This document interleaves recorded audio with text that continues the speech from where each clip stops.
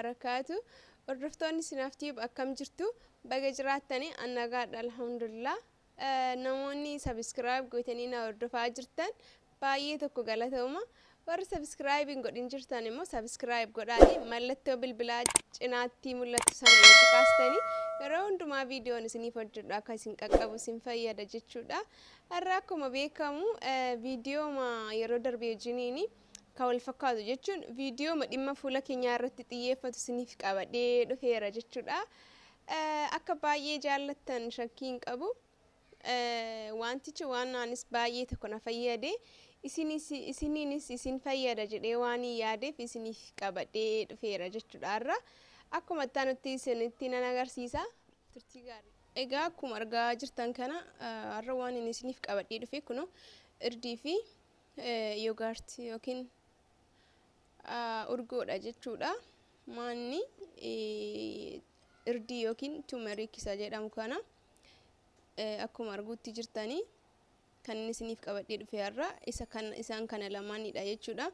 Wantoota fuula keenyaaf gaarii jedhamanii tarree keessa galanii jiran keessa warri kun lamaan anaaf akka kootti baay'ee na fayyadaniif mata duree irrattidha jechuudha kan inni itti fayyadamu. Har'a immoo kanan isiniif qabadhee dhufe jechuudha. Warroonni rakkina fuulaa qabdanii warroonni fuulli keessan rakkina garaagaraatiin isin mudate jechuudha. Yoo kana fayyadamtan torbanitti 3 faa 2 faa yoo fayyadamtanii jijjiiramsaa yeroo gabaabaa keessatti arguu dandeessu jechuudha.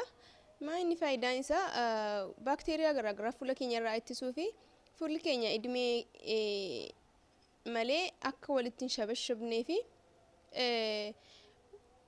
fuula keenya qulqullina isaa eeggatee akka turuuf baay'ee tokko nu fayyada. Warri beektan ni beektanii, warri hin beekin immoo yoo jiraattan akka bartaniifidha kan viidiyoo kana isiniif qabadhee dhufe. Waan baay'ee tokko na fayyadee fi isiniinis isin fayyada jedhee yaadeedha kuni jechuudha. Qulqullina fuula keessaniif baay'ee tokko gahee guddaa taphata. Kanaaf itti fayyadamaa isiniin jechuumaa fi akkuma beekamu urgoon viitaaminoota fi kaalshiyeemii niwutiraalii yookiin wantoota viitaaminoota jedhaman keessaa wanta garaagaraatiin kan badhaadheedha jechuudha. Baay'ee tokko qaama keenyaafis fayyummaa qaama keenyaatiif nyaataafis baay'ee tokko fayyada jechuudha akkuma beekamu. Kanaaf fuula keenyaaf immoo daran akka fayyadu beekamaadha. Mee akkaataa itti fayyadamsa akkuma taanutti isinitti agarsiisa.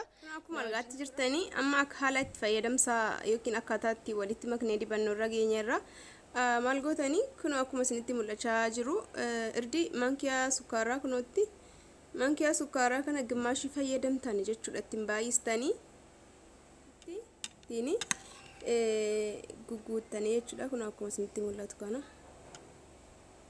mankiyaa guddaattis lama fayyadamuu dandeessu akkuma fedha keessaniiti jechuudha. Kun amma ammanumaan fayyadama kaateera jechuudha. Waan baay'ee tokko gaarii ta'eedha.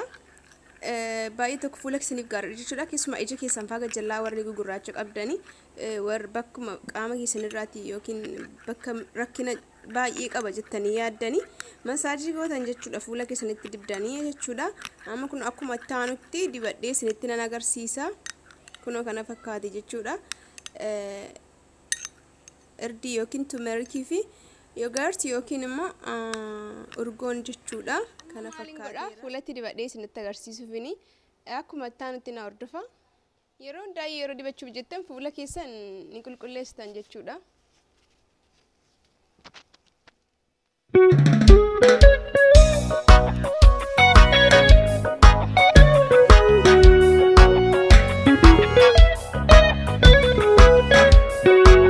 Fuula keessan hunda isaa waliin geessanii erga dibattanii booddee daqiiqaa 15 turte erga xumurtanii booddee fuula keessan nam tokko fuuli isaanii as ija isaanii kana gajjallaa faa ija keessan kana gajjallaa faa warri gugurraacha qabdan yoo jiraattan yookiin bakka fedhiyaatu fuula keessanirraa asiis ta'uu danda'a bakka garaagaraa ta'uu danda'a jechuudha.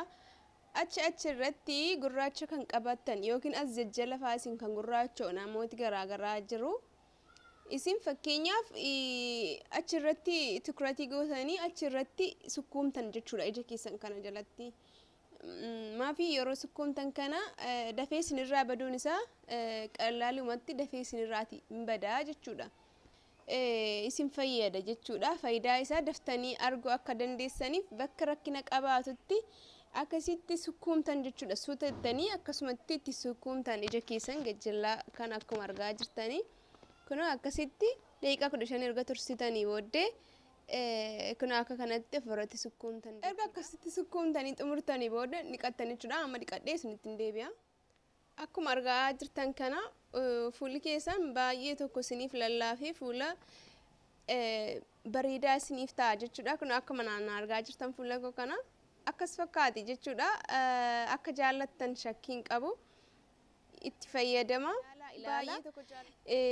Kan biraa maadha yeroo hundumaa otoo hin ta'in kan fayyadamtanii torbanitti guyyaa 2 yookiin guyyaa 3 yoo fayyadamtan jijjiirama baay'ee tokko arguu dandeessu jechuudha.